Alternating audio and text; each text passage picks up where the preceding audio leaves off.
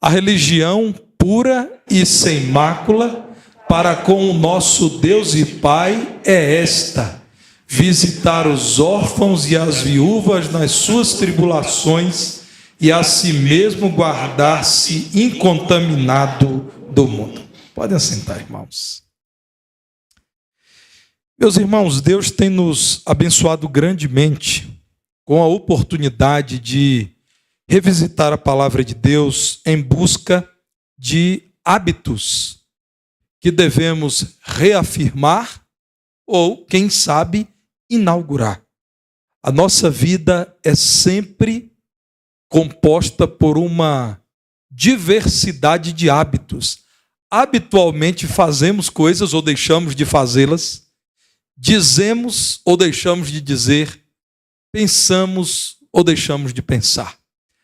Aqui nos cultos, mas também nos nossos pequenos grupos, que graças a Deus têm crescido em participação, em número, em alcance geográfico por toda a cidade, nós temos também chamado os irmãos a adotarem hábitos bíblicos. A minha oração é que o Senhor me ajude a substituir um hábito que seja tão somente meu por um hábito que seja, antes de tudo, bíblico.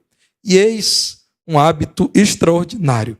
Devo confessar que me sinto muito à vontade para falar dele, porque é um hábito meu. Tenho grande prazer em cultivar este hábito. Mas, irmãos, é também uma ênfase do ministério de Jesus e veremos aqui nessa noite. Portanto, não se trata apenas de gosto pessoal.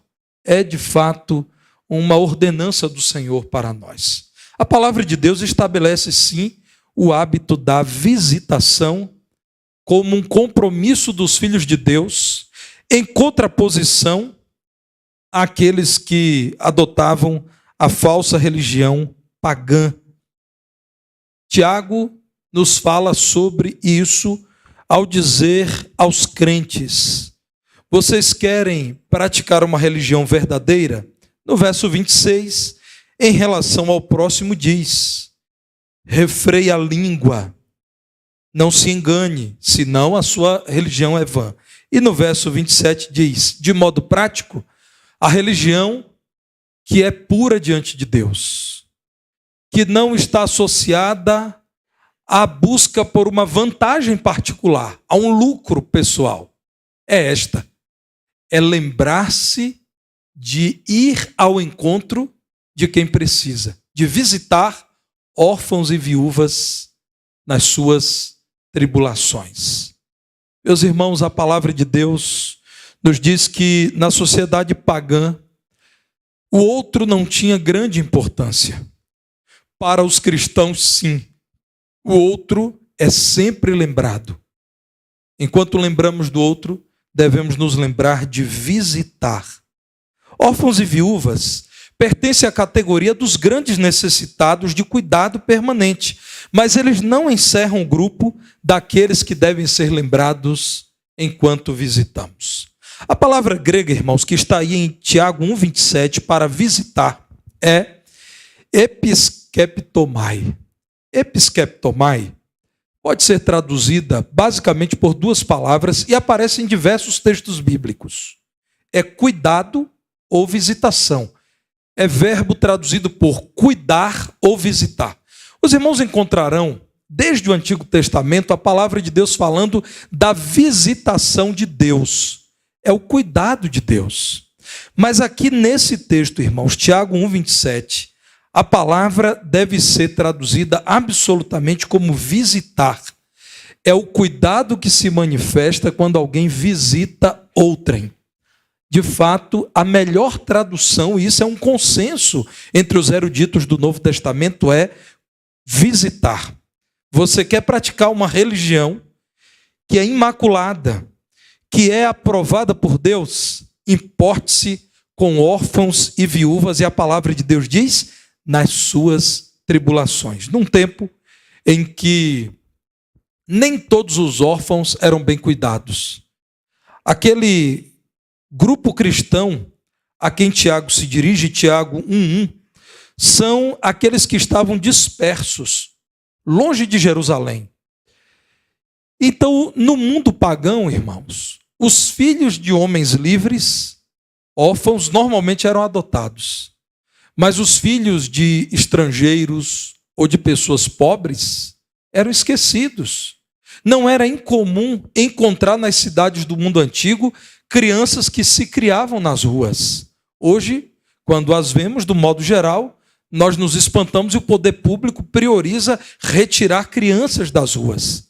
Mas naqueles dias, os dias em que Tiago escreve, muitas crianças órfãos viviam pelas ruas, mendigando, cometendo pequenos delitos, lidando com grandes dificuldades, e muitas delas tinham a vida em risco. As viúvas, muitas delas, irmãos, quando perdiam o esposo, não tinham mais uma fonte de renda. O esposo ia em busca do sustento e a mulher normalmente cuidava da vida doméstica dos muitos filhos que normalmente os casais tinham aqueles dias. Então Tiago olha para o mundo pagão e diz: vejam o que eles fazem com quem está atribulado. Eles se esquecem dos órfãos e das viúvas. Com vocês não deve ser assim. Vocês devem, diante de Deus, assumir o compromisso de visitar os órfãos e as viúvas. Há um comentário bíblico clássico muito interessante, que é o Novo Testamento interpretado versículo por versículo. Depois que eu estudei a palavra para visitar, eu quis buscar a crítica do comentário NT interpretado versículo por versículo. E o comentarista lá diz assim: visitar aqui envolve mais que uma simples visita. Também indica a manifestação de simpatia e as dádivas para aliviar as necessidades físicas, como quem age como pai para quem não tem pai. Então a palavra de Deus não está falando de um mero encontro, de um encontro casual. Eu passei por alguém na rua e então eu a cumprimentei e conversei um pouco. Ou então eu passei na porta de alguém e toquei a campainha, chamei no interfone, disse: como vai? Passei aqui só para te dar um abraço, e antes que a pessoa diga como está a vida, esse alguém já se despediu. Não. A intenção do texto bíblico, para a palavra que é utilizada para cuidado e visitação, é dizer: essa visita aqui, destinada a quem está atribulado, é a visita do cuidado, é manifestar interesse pelas necessidades do outro. Esse é o fundamento bíblico, irmãos. Devemos nos lembrar de visitar quem precisa ser visitado. Mas ao fundamento bíblico eu quero acrescentar o nosso contexto. Vejam bem. Quando nós lemos a Bíblia, irmãos, devemos levar em consideração o significado de cada palavra. A palavra de Deus é inspirada, cada palavra é importante, mas devemos levar em conta o contexto em que as palavras são estabelecidas. Bem, fazendo o exercício para o nosso tempo, a palavra de Deus não precisa ser atualizada. Ela sempre será a verdade da parte de Deus, que conhece muito bem o homem, até que Cristo volte. O homem sempre será muito bem atendido pela palavra de Deus. Mas e o nosso contexto? O nosso contexto, irmãos, é de uma igreja com 1.350 membros. Portanto, com uma agenda de visitação extensa. A equipe ministerial, a equipe formada por obreiros ordenados, em sua maioria, não é suficiente para que todos os irmãos sejam visitados. Não apenas em Belo Horizonte. Esta igreja tem um alcance na região metropolitana. Há membros dessa igreja em Caeté, Sabará, Santa Luzia, em Neves, Ribeirão das Neves, em Rio Manso, Betim, Contagem. Eu sei que eu vou acabar esquecendo algumas cidades, mas tomem essas como exemplos. Vivemos numa região metropolitana que cresce e cresce muito, e o local de reuniões desta igreja está na área central, no centro de Belo Horizonte. Portanto, temos um desafio também geográfico. Esta igreja, num belo esforço, adquiriu um veículo recentemente somente para visitação. Esse veículo não será utilizado para administração. Ele existe para que os visitadores tenham esse suporte. Mas não é fácil chegar a todos os lugares. O crescimento numérico da igreja, que graças a Deus é constante, traz um efeito colateral. Um certo distanciamento natural entre muitas pessoas. Facilmente quem senta nesse primeiro banco à minha esquerda terá dificuldade de encontrar quem senta lá no último banco da galeria à minha esquerda. Isso é possível.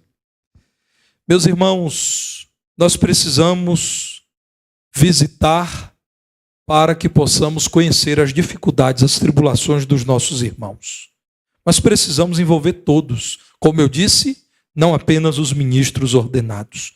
Todos devem lembrar da visitação, oportunidade de testemunho cristão. Os pequenos grupos, o projeto IBBP nas casas, são um grande auxílio para isso, porque nos reunimos nas casas dos outros. É claro que alguns ainda se reúnem no ambiente virtual. Mas, irmãos, a visitação é uma ordenança bíblica. Particularmente, eu me entristeço, irmãos, ao notar que muitos e muitos pastores já não valorizam esse ministério. Há pelo menos 2 grandes argumentos para que alguns obreiros não valorizem a visitação. O primeiro argumento é o tamanho das igrejas. Penso que mesmo as igrejas muito numerosas podem continuar atendendo a essa orientação bíblica. O segundo argumento é que nós temos os aplicativos de mensagem. Particularmente, irmãos, eu tenho grande dificuldade. Sabe naquele dia em que você foi checar aquele aplicativo e lá estava um ícone te dizendo que há 115 novas mensagens para ler? A minha vontade, irmãos, é vender o celular. Eu não quero isso mais, não. É muita mensagem, irmãos. Eu não consigo responder rapidamente a todos, inclusive porque eu visito pessoas. Mas, irmãos, o aplicativo que é útil e muito útil, veja bem, eu não estou dizendo que ele não é bom, estou dizendo que eu não gosto dele. Você que é fã do WhatsApp, não deixe de usar. Eu estou dizendo que eu não vou com a cara do WhatsApp. Eu tenho no meu celular, mas eu não gosto dele. A minha relação com ele é assim: eu te tolero e você me tolera. Porque, irmãos, os aplicativos de mensagem não nos permitem ver o outro, apertar a mão do outro, abraçar o outro. E às vezes, irmãos, mandamos a mensagem para alguém, a pessoa está lá no consultório médico, aguardando atendimento.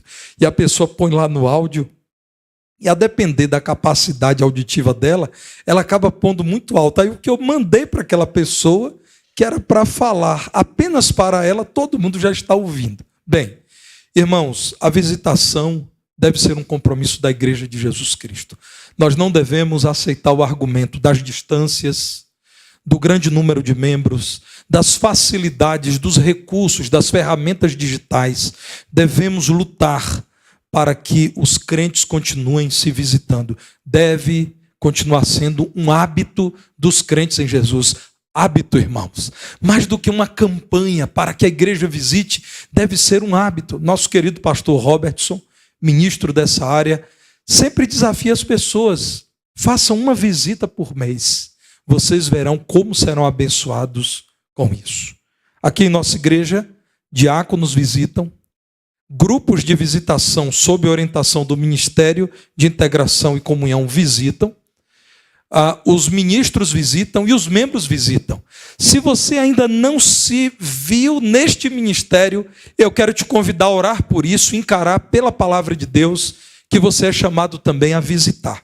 Você já pensou que o nosso Deus Criador é um visitador? Antes da queda, ele visitou Adão e Eva. Aí você pensa, depois da queda o relacionamento ficou prejudicado. Mas o Deus gracioso continuou visitando Adão e Eva. Abra sua Bíblia em Gênesis, capítulo 3, verso 8. Quando ouviram a voz do Senhor Deus que andava no jardim pela viração do dia, esconderam-se da presença do Senhor Deus, o homem e sua mulher, por entre as árvores do jardim. Verso 15. Porém, inimizade entre ti e a mulher, entre a tua descendência e o seu descendente. É o que o Senhor diz à serpente. Este te ferirá a cabeça, e tu lhe ferirás o calcanhar. O Senhor fala de uma inimizade entre o tentador e o ser humano, mas não de uma inimizade entre Deus e os homens. O pecado trouxe consequências, mas Deus, cheio de graça, insistiu em visitar Adão e Eva. E Jesus? Jesus, em seu ministério terreno, tinha o hábito de visitar pessoas, e os objetivos eram excelentes. Eu vou trazer 2 exemplos para você, e você e eu sabemos que há muitos exemplos de visitas de Jesus em muitas casas. Visitando um casal em Caná da Galileia, ele iniciou seu ministério, realizando sinais. Mas vejam aí, irmãos, Lucas 19, verso 6. Vejamos o que Jesus decide fazer com Zaqueu, o publicano. Lucas 19, verso 6. Verso 5. Verso 5, depois verso 6. Quando Jesus chegou àquele lugar, olhando para cima, Zaqueu estava no sicômoro de uma árvore, disse-lhe: Zaqueu, desce depressa, pois me convém ficar hoje em tua casa. Ele desceu a toda pressa e o recebeu com alegria. Ele notou o interesse de Zaqueu na pessoa e na mensagem dele. Ele sabia das grandes necessidades de Zaqueu. Então Jesus decidiu: desce dessa árvore porque eu quero te visitar. Quero ir à sua casa. E diz a palavra de Deus que Zaqueu recebeu a visita. Vejam em Marcos capítulo 16, verso 14, o relato pós-ressurreição de Jesus, quando os discípulos estavam reunidos. Jesus apareceu-lhes mais uma vez. Marcos 16, 14. Finalmente apareceu Jesus aos 11 quando estavam à mesa. Só não estava na reunião Judas. E censurou-lhes a incredulidade e dureza de coração, porque não deram crédito aos que o tinham visto já ressuscitado. Jesus foi a Zaqueu, orientou, corrigiu, e agora o que ele faz? Ele vai aos apóstolos, consola com a sua presença. Os incrédulos viram que Jesus estava sim vivo, mas também os repreende e os instrui. Jesus, meus irmãos, com objetivos excelentes, cultivou o hábito da visitação. Mas ele designou os seus discípulos a fazerem isso também. Ele não apenas fez, como chamou os seus discípulos a fazerem. Lucas 10, verso 1, naquele conhecido texto da missão dos 70 que Jesus enviou para pregar o evangelho, olha o que é dito: levantando-se Jesus, foi dali para o território da Judeia, além do Jordão. E outra vez as multidões se reuniram junto a ele, e de novo ele as ensinava segundo o seu costume. E aproximando-se alguns fariseus, eu estou aqui no texto de Lucas 10. Lucas 10, irmãos. Lucas 10, verso 1. Vamos voltar? Aí está em Marcos. Lucas, capítulo 10. Está agora sim. Depois disto, o Senhor designou outros 70 e os enviou de 2 em 2 para que o precedessem em cada cidade e lugar aonde ele estava para ir. E lhes fez a seguinte advertência: a seara é grande, mas os trabalhadores são poucos. Rogai, pois, ao Senhor da seara que mande trabalhadores para a sua seara. Ide, eis que eu vos envio como cordeiros para o meio de lobos. Não leveis bolsa, nem alforge, nem sandálias, e a ninguém saudeis pelo caminho.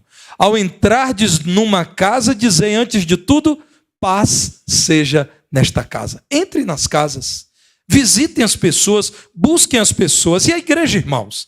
A igreja primitiva, a igreja que está nos planos do Deus eterno que visitou Adão e Eva. A igreja que é fundada pelo Espírito que Jesus envia, o Jesus que também visitou. O que a igreja faz? Atos 15, verso 36. A igreja também cultivou o hábito da visitação.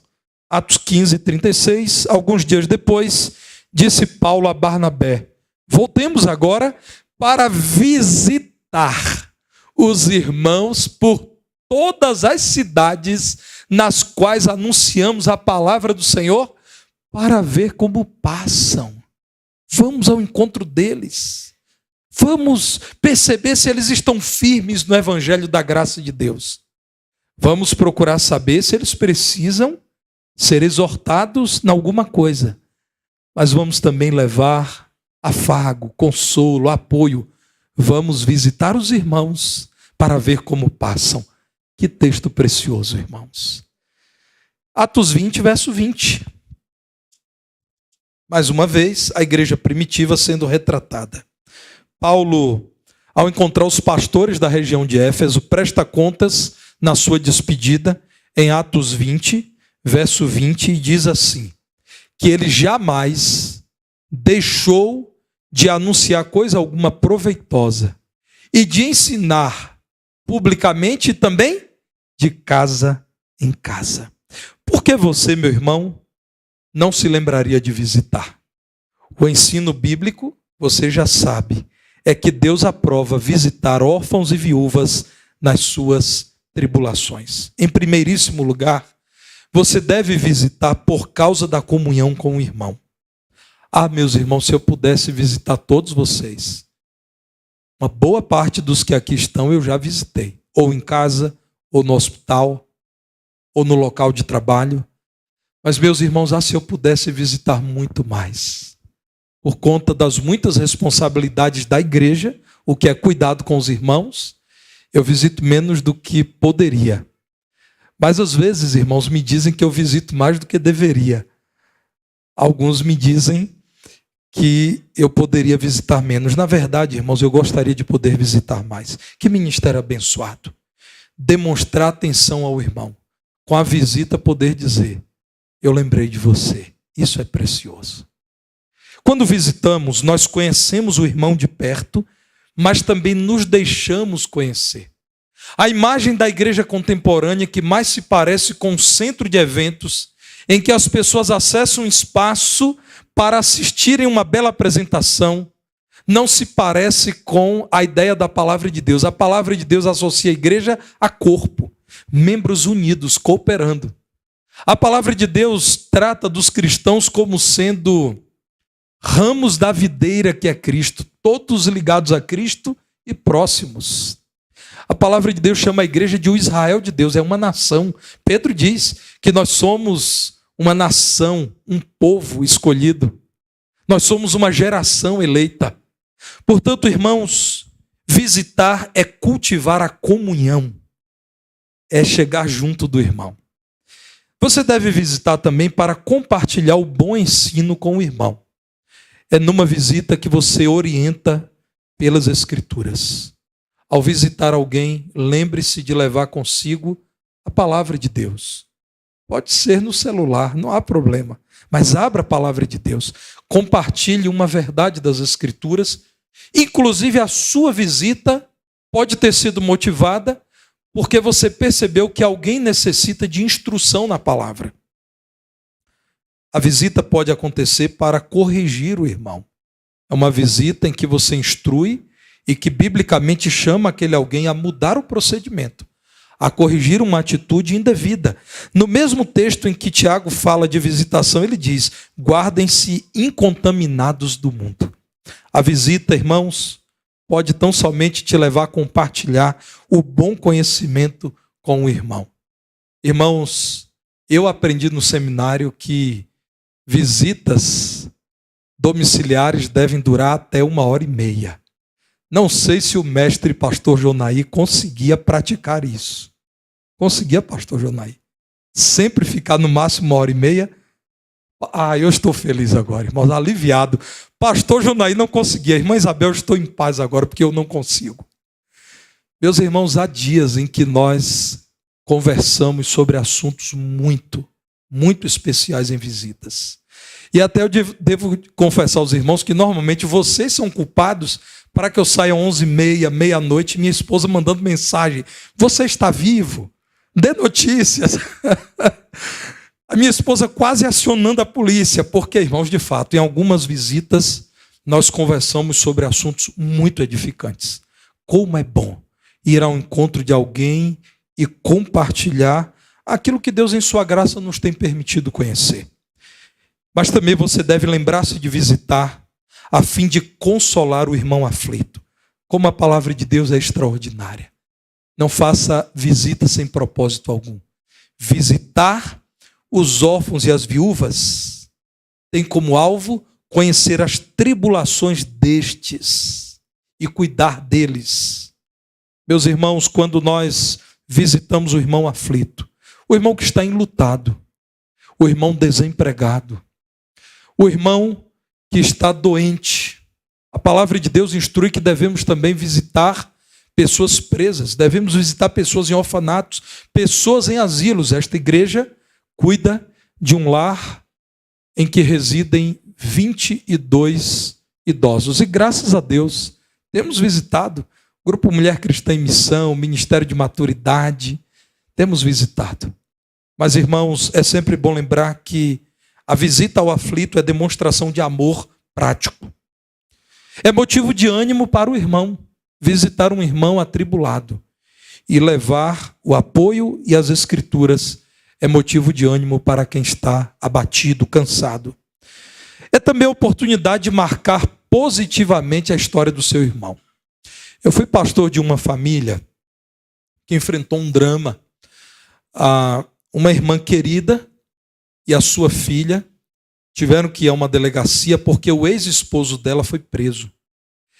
E eu estava dando aulas no seminário, lá em Feira de Santana, e saí da última aula, e quando saía, eu passava em frente à segunda delegacia da cidade. E eu vi o Fusca daquela família. Por alguma razão, eu memorizei a placa. Quando eu passei, vi em frente à delegacia aquele carro, eu disse, esse carro é daquela família. Em frente à delegacia, 10h30 da noite, parei, irmãos, e quando entrei, estava lá aquela família. Eu lembro da expressão daquela irmã, pastor, Deus lhe enviou aqui agora. E aí ela passou a relatar o caso e disse, olha, nós não temos mais um vínculo direto com ele, mas temos um vínculo indireto e soubemos e viemos aqui ver o que aconteceu, mas estamos aqui sem saber o que fazer. Irmãos, aquela expressão me marcou. Pastor, Deus lhe enviou aqui agora. Nós podemos marcar a vida do irmão que está no hospital. E vida no hospital não é fácil. A vida do irmão que está em casa enfrentando momentos difíceis. Oremos por isso, irmãos. Lembremos-nos de visitar os nossos irmãos. É hábito estabelecido na palavra de Deus. Ore por isso, mas também se planeje. Quando eu falo de planejamento, combine com a pessoa. Lembre-se que você não deve visitar a pessoa do sexo oposto sozinho. Então, quando eu vou visitar uma mulher, especialmente se ela não está na companhia do seu esposo, ou se ela é uma viúva, ou se ela é uma jovem solteira, eu vou acompanhado de um diácono, de um outro pastor, de um membro da igreja, ou da minha esposa, quando pode. Ela que também valoriza o ministério da visitação. Planeje, meu irmão. Ao visitar um descrente, ore em dobro. E busque de Deus sabedoria para que você espere a abertura para pregar o evangelho. Experimente ser usado por Deus como uma bênção no ministério da evangelização. Saiba que um dia, julgado pelo Senhor, Ele te perguntará, você visitou quem precisava? Eu quero concluir com Mateus. Mateus capítulo 25, verso 36. Quero ler alguns versículos de Mateus 25. Mateus capítulo 25, começando do 36. Estava nu e me vestistes, enfermo e me visitastes, preso e fostes ver-me. Verso 39. Quando te vimos enfermo ou preso e te fomos visitar, Senhor? A resposta está no verso 40. O rei que virá nos julgar responderá assim: em verdade vos afirmo que sempre que o fizestes a um destes meus pequeninos irmãos, a mim o fizestes. Verso 43. Sendo forasteiro, não me hospedastes, estando nu, não me visitastes, achando-me enfermo e preso, não fostes ver-me. E eles lhe perguntarão: Senhor, quando foi que te vimos com fome, com sede, forasteiro, nu, enfermo ou preso e não te assistimos? Verso 46. Irão estes para o castigo eterno, porém os justos para a vida eterna. O justo é aquele que, cheio de amor e obedecendo ao Senhor, visitou o enfermo e o preso. O injusto é aquele que viveu para si, não se importou com o outro e também não visitou. Ainda hoje, aceite o desafio de visitar alguém nesta semana. Este hábito é próprio de quem pratica a religião que, segundo Tiago, é pura e sem mácula. Deus, pois, nos abençoe.